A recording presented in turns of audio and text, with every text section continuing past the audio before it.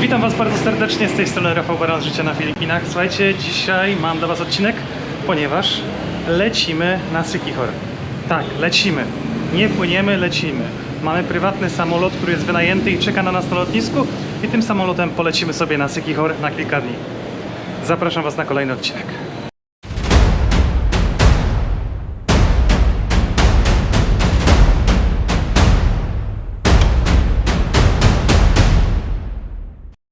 Emi, tell me, where are we going?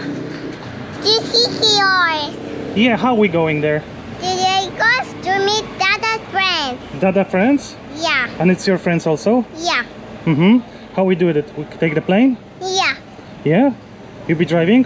yeah. Yes. Okay, good girl. Okay, let's go. Oh, what? Mama take lots of stuff again. Wait. Mama takes all the stuff. Ale słuchajcie, pierwsze najważniejsze. Jeżeli interesuje Was życie na Filipinach, chcecie wiedzieć jak wygląda, ile kosztuje, co trzeba zrobić, żeby coś przeprowadzić, zapraszam Was do subskrypcji tego kanału i zostawienia łapkę w górę. Dziękuję. Okej, tak w ramach wyjaśnienia. Właśnie zbieramy się na lotnisko, bo mamy wykupiony charter samolotu 3-osobowego z Dumaguete na Siquijor. O tym jak to wygląda, jaka to jest firma, pewnie opowiem później w filmiku. Natomiast teraz się spieszymy strasznie, ponieważ no, jesteśmy, można powiedzieć, na granicy czasu. Jest akurat większy ruch uliczny niż myśleliśmy, więc troszkę dłużej to potrwa, żeby dojechać, ale pewnie będziemy na czas. Natomiast to, co w ogóle dziwnego się stało, no to od dłuższego czasu myśleliśmy z Christine, żeby polecieć, popłynąć czy polecieć na Siquijor. Z dnia na dzień była pogoda albo gorsza, albo lepsza czasami. Jak już myśleliśmy, że będziemy płynąć, no to się pogoda znowu pogorszyła, a nie chcieliśmy robić tego tak specjalnie właśnie jak będzie zła pogoda, no bo nie ma tam po prostu co robić, a nie chcemy siedzieć parę dni w resorcie. No ale oczywiście, słuchajcie, bardzo dużo naszych przyjaciół z Polski przyleciało na Siquijor i są właśnie w tym momencie i dla nich to jest tak naprawdę niespodzianka, ponieważ nikt z nich nie wie, że lecimy na Siquijor i że będziemy dzisiaj w tym samym resorcie, w którym tak samo oni są. Więc podejrzewam, że będzie takie trochę zaskoczenie, bo nawet dzisiaj pisałem z paroma osobami i powiedziałem im, że słuchajcie, będziemy najprawdopodobniej w przyszłym tygodniu, no bo trochę mamy zamieszania, musimy trochę rzeczy pozałatwiać i tak dalej, i tak dalej. Więc ogólnie ciekawa sytuacja. Aha, no i oczywiście co najciekawsze, 3,5 godziny temu zamówiłem ten samolot, więc to też tak całkowicie spontanicznie wyszło, że akurat dzisiaj lecimy, bo jest bardzo ładna pogoda. Zostaniemy najprawdopodobniej do soboty, jeżeli się nie mylę. Do soboty mamy hotel wykupiony, znaczy resort mamy wykupiony. Zostaniemy w Bruce Resort, pokażę Wam ten resort później, no ale teraz dobra, szybko na lotnisko, żeby się jak najszybciej dostać.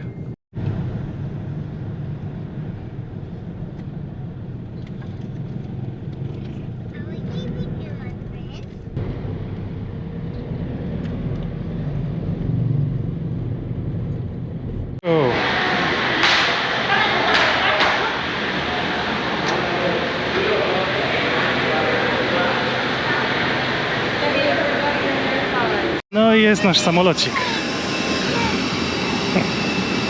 Nie ten duży, ten malutki. Dobra. Wait for your mom. Wait for mama. Mama go first. Come on, Christine. Here, where will I sit? In the back. I'm driving. Here I sit. Mama, wow, yeah. Well, you can use that one. Already you can the baby, and you can first use it.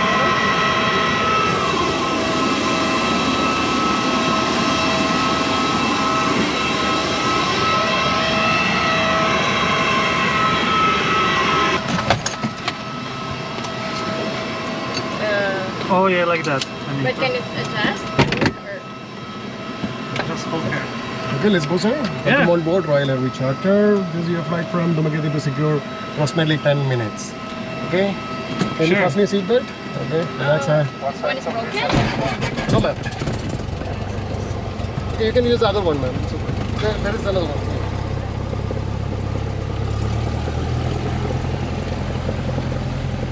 Close the window. Like that.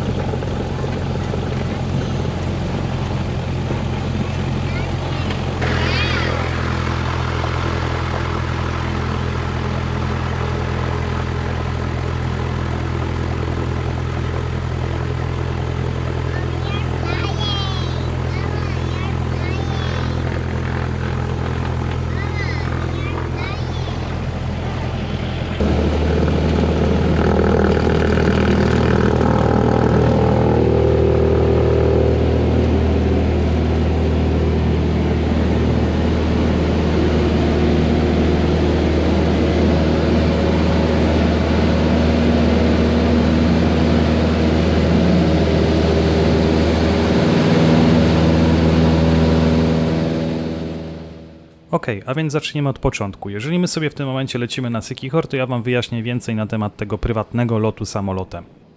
Firma, o której mówię, to Royal Air.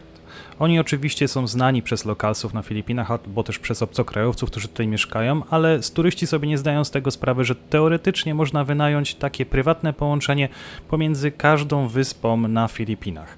Oczywiście to wszystko zależy od ceny. Ceny zaczynają się mniej więcej za samolot 3-osobowy od 10 000 peso. I też te 10 000 peso my zapłaciliśmy, żeby się dostać w jedną stronę na wyspę Siquijor z Dumaguete. To jest jedno z najtańszych połączeń. Ale gdyby ktoś z Was na przykład chciał się dostać specjalnie z wyspy Siquijor na wyspę Cebu, albo na przykład z Dumaguete do Cebu, albo na przykład dostać się na Panglao z Cebu, czy cokolwiek innego, może do nich napisać opis, link do firmy macie w opisie tego filmiku, więc możecie się z nimi skontaktować i dowiedzieć się, jaka będzie konkretna cena. My zapłaciliśmy dokładnie 10 000 peso za bilet w jedną stronę, czyli na dzień dzisiejszy to jest dokładnie 805 zł za 3 osoby. Oczywiście wynajmujecie samolot, więc jeżeli byście lecieli w jedną osobę, to cena by była taka sama, za 3 osoby jest to 10 000. Teoretycznie można by się zgadać z innymi osobami, jeżeli samotnie byście lecieli na przykład na wyspę Siquijor, chcieli zrobić taki lot, no to już w 3 osoby się składacie, więc to wychodzi 3333 peso za osobę. Nam się trafiły idealne warunki pogodowe. Naprawdę, po prostu przepiękna pogoda, czyściutkie niebo, zero wiatru, więc sami jak widzicie na przykład na tych ujęciach, lot był po prostu idealny. Żeby śmieszyć, no lot trwa dokładnie 10 minut. Od momentu wystartowania do momentu wylądowania jest to dosłownie 10 minut. Odległość jest śmieszna, bo to jest około 20 km, chyba nawet niecałych, jeżeli liczymy to z lotniska. Oczywiście to jest najdroższa opcja, żeby się dostać na wyspę Siquijor, no ale też chyba najbardziej przyjemna. My to zrobiliśmy pierwszy raz i nie wiem czy ostatni, zobaczymy, może kiedyś, jeżeli będziemy chcieli jeszcze szybko się dostać na Siquijor, to też tak zrobimy.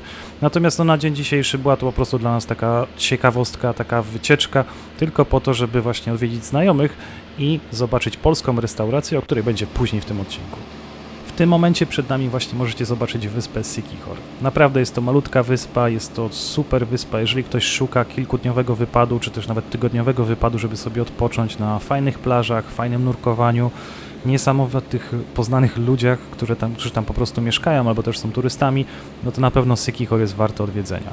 Mi się to mega miejsce podobało, zresztą tak jak znacie moje filmiki, mieszkałem tam wcześniej przez 4 lata, teraz obecnie mieszkam w Dumaguete, no i akurat pierwszy raz po 3,5 roku, chyba 3,5 roku, miałem okazję odwiedzić tą wyspę ponownie. Jak pewnie widzicie, lotnisko na Siquijorze nie jest jakieś wielkie i nie jest też długie i nie jest też do końca skończone. Co prawda terminal już został skończony, natomiast jedyne loty, jakie się odbywają w tym momencie na wyspę Siquijor, to są loty właśnie prywatne, czarterowe i tylko takie można wynająć. Jeżeli ktoś z Was by planował przylecieć z Manili bezpośrednio na Siquijor, czy z Cebu bezpośrednio na Siquijor, to takich lotów na ten moment nie ma. Przez jakiś tam okres czasu była jakaś taka malutka firma, która robiła to systematycznie, natomiast z tego co wiem na dzień dzisiejszy to oni już zrezygnowali i tylko i wyłącznie ta firma została, którą my wynajęliśmy w tym momencie i oni mogą takie loty zorganizować dla Was. No i oczywiście, jeżeli lot trwał tylko i wyłącznie 10 minut, to równie dobrze mogłem go całego nagrać od początku do końca, no ale jednak wybrałem tylko i wyłącznie najciekawsze elementy, żeby Wam po prostu pokazać. I tak podsumowując tą 10-minutową przygodę, mogę Wam z ręką na sercu powiedzieć, że był to najkrótszy i na pewno najmniejszy samolot, jakim leciałem w swoim życiu. No ale naprawdę bardzo fajna przygoda, jeżeli ktoś jest na wakacjach, to może sobie oczywiście na to pozwolić. Jeżeli nie, no to zapraszam na prom, który kosztuje 300 peso, a nie 3000 peso za osobę, więc no jest różnica w cenie. Natomiast tak jak mówię, to są wakacje. No i zostało nam tylko i wyłącznie kołowanie do terminala na Siquijorze. Jak widzicie, jest naprawdę bardzo malutki i oczywiście praktycznie cały czas jest pusty, no bo tylko i wyłącznie takie loty czarterowe tam przylatują na dzień dzisiejszy. No dobra, ale my już wychodzimy i jedziemy do San Juan. No i słuchajcie, jesteśmy na Siquijorze. Emi, welcome to Siquijor! Siquijor! Oh, it's flying there! A tutaj już czeka na nas bus, także się zbieramy. Now I hop on in the back. Okay. Come on! Okay, Emmy. Oh, you're not busy? Wow, yeah. Wow, it's huge! Thank you. To the Bruce, yeah? Okay. Where's Anya and Derek and the Bruce? Yeah, take it. Nobody don't... Almost go sleep. But this new airport look amazing. You know, this is parking area, everything here. Abby said it's a farm.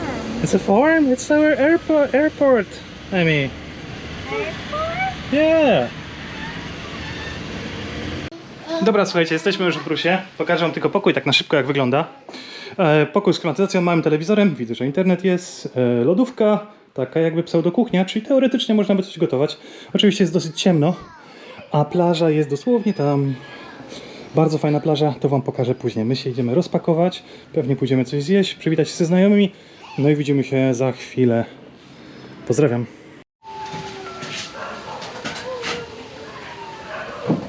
Margie, why don't you order beer? Słuchajcie, muszę wam o czymś powiedzieć, o czymś niemożliwym, co nie spodziewałem się tego na wyspie Siquijor. Nie spodziewałem się tego w Dumaguete, a na wyspie Siquijor to jest. A mianowicie, polska restauracja się otworzyła na Siquijorze. Nie wiem, jak długo jest otwarta, dowiemy się za chwilę, ale zobaczcie sobie na to. Krystyna Food Corner. Tak, polska restauracja. Słuchajcie, właśnie zjedliśmy pierogi, właśnie zjedliśmy kopytka, zjedliśmy strogonowa, zjedliśmy inne rzeczy. Wszystkie wyśmienite. Naprawdę. W San Juan na Siquijorze jest polska restauracja. Czy wy jesteście w stanie w to uwierzyć? A więc słuchajcie, zobaczcie sobie pierwsze menu, jak to wygląda. Pierogi, kopytka, bigos. Wszystkie ceny naprawdę rewelacyjne. Porównując ceny do Dumaguete, tutaj jest naprawdę bardzo tanio, a jedzenie jest wyśmienite. Polish dishes, tak. Polish and Filipino cuisine. No ale oczywiście racuszki, krokiety. Czy wy po prostu wiecie, co to jest? A w tym momencie właśnie sobie siedzimy, słuchajcie, z dzieciakami. Christine, Adam, Jessie. Emi, say hi! Away, I did it! Hi! Hi, What's your name? I'm Baran. What's your name? I'm Marsha. Marisha? Yeah. Marisha. Lido. Ja wiem, że to już wygląda tak trochę jak pole po bitwie, ale no już wszystko zjedliśmy niestety, a nie miałem kamery ze sobą, ale przyniosłem ją specjalnie. Słuchajcie, tutaj zostały jeszcze resztki strogonowa. Pierogi już zjedliśmy, rewelacyjne. Jeżeli ktoś będzie z was na wyspie Siquijor, musi obowiązkowo tutaj przyjechać po prostu, bo no, to jest pierwsza polska restauracja z typowo polskim jedzeniem, które jest po prostu wyśmienite.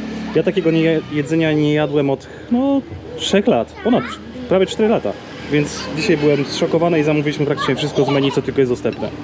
Co ciekawe, słuchajcie, jeżeli ktoś z was był zainteresowany bardzo tanim pokojem na wyspie Siquijor za 150 peso za noc, to tutaj u góry nad tą restauracją polską jest dormitory.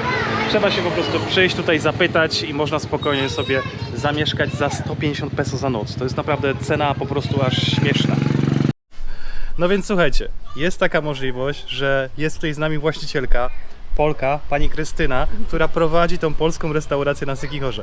Ja, słuchajcie, jestem w totalnym szoku, że po 4 latach wróciłem pierwszy raz, 3,5 latach wróciłem pierwszy raz na Siquijor i jest tutaj polska restauracja. Przedstawiam wam panią Krystynę. Miło mi. Pani Krystyno, zacznijmy od początku. Jak to się stało, że wylądowała pani w takim wieku, bo to też nie jest normalne, że przeważnie to jest kraj dla młodych ludzi, którzy podróżują, którzy a pani już po 70, tak? 75. 75 lat i jest pani na Siquijorze i otworzyła pani restaurację z polskim jedzeniem. Jak to się stało? To taki był tylko przypadek. Przypadek, no ale to nic. Byłaby długa historia, gdybym chciała opowiedzieć, dlaczego się znalazłam tu i jak.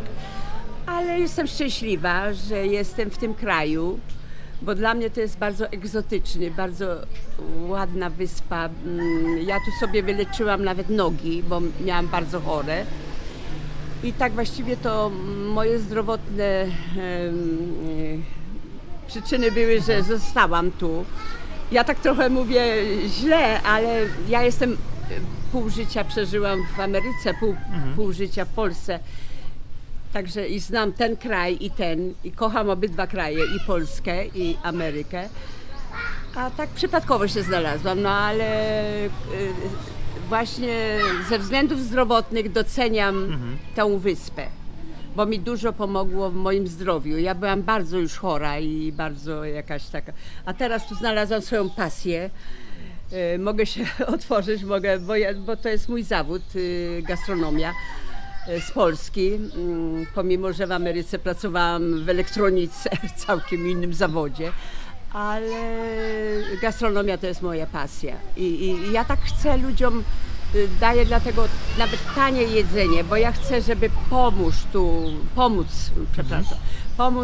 tu ludziom i tym w Filipinach, bo to są bardzo dobrzy ludzie, bardzo dobrzy. Chciałam zaoferować, bo nikt mi tyle nie pomógł w życiu, co mi pomogli właśnie Filipinian people. I przepraszam, że mieszam. Nie ma problemu. Nie powinnam mieszać po angielsku. Ale i mam ocean tu bliziutko. Codziennie sobie chodzę na kąpiele, tak na godzinę. No i tak sobie taki mały biznes. To jest mały biznes. Ale ja się obawiam, że to może być bardzo duży, bo widzę że coraz to więcej ludzi przychodzi i że może to być nawet za małe miejsce na przyjęcie więcej gości, bo widzę, że nie tylko Polacy, ale także z innych krajów, z wszystkich krajów przychodzą i chwalą sobie i wszystko zjadają i wszystko mało i ja codziennie dorabiam jedzenie świeże. I ja się przyznam, że tak jak pani widziała, no my zamówiliśmy prawie całe menu. Tak, no tak. Po prostu, bo ja nie jadłem polskiego jedzenia od praktycznie od paru lat. I to samo słyszę od innych ludzi, że ten mówi, że ja nie jadł już 5 lat pierogów, ja już ileś tam 8 lat czegoś tam nie jadłem, bigosu, a ja to robię. Ja robię swój ser, zamawiam mleko, przywożą mi tu z farmy mleko takie świeżutkie od krów. Ja robię z tego mleka ser do tych pierogów. Ja robię swoją własną kapustę kiszoną. Robię ogórki kiszone, chociaż tu są trudno ukisić, bo nie mam chrzanu, ale ja dodaję ginger i dlatego te ogórki są twarde. No i że ja myślę, dużo rzeczy robię sobie tak, jak jeszcze byłam dzieckiem i moja mama mnie nauczyła. Dużo rzeczy robię. I ten ser, bo wiem jak to, tu ludzie nie wiedzą jak zrobić ser, a ja wiem, bo moja mama to robiła. No, naprawdę, ja osobiście jestem w wielkim szoku. Wczoraj, jak wieczorem przyjechaliśmy tutaj, mam swoich znajomych jeszcze innych i oni mówią, tak, jest polska restauracja, chodź idziemy do polskiej restauracji na Sykichorze. Ja mówię, żartujecie sobie, no nie ma takiej. Ja myślałem, że oni naprawdę sobie żartują. Adam dzisiaj przyjechał i mówi mi, nie no, poważnie, jest polska restauracja, chodź idziemy. Ja mówię, co wy wszyscy sobie żarty robicie? Słuchajcie, jeżeli będziecie na wyspie Sykichor, musicie odwiedzić to miejsce u pani Krystyny. Oczywiście. Po prostu to jest obowiązkowe Zapraszam. miejsce. Oczywiście. Przepyszne jedzenie, ceny naprawdę są bardzo niskie. Jeszcze niskie. Na razie, może kiedyś podniosę, bo wszystko drożeje. Oczywiście, bardzo, Coraz oczywiście. to droższe jest wszędzie, w całym świecie. Oczywiście, a nikt za darmo przecież nie będzie pracował całe swoje życie. Ale naprawdę jadłem, spróbowałem, słuchajcie, wszystkiego. Krystynie smakowało, bo Krystyna nawet chciała, moja żona, która była w Polsce, chciała przyjechać do polskiej restauracji, bo mówi, jak chce pierogi. Twoja żona też, Krystyna. Oh my God. No to dobrze. No to ja właściwie zapraszam wszystkich i po prostu mam także noclegi u góry, że można przenocować, niedrogo tak samo i bardzo ładnie mam tam u góry urządzone. Mam 5 łóżek. No a tu na dole, no to co mam, to co już Rafał pokazał, no to nie tak duże miejsce, ale to jest przy głównej ulicy i blisko oceanu, także miejsce rzeczywiście wyśmienite dla ludzi, dla turystów.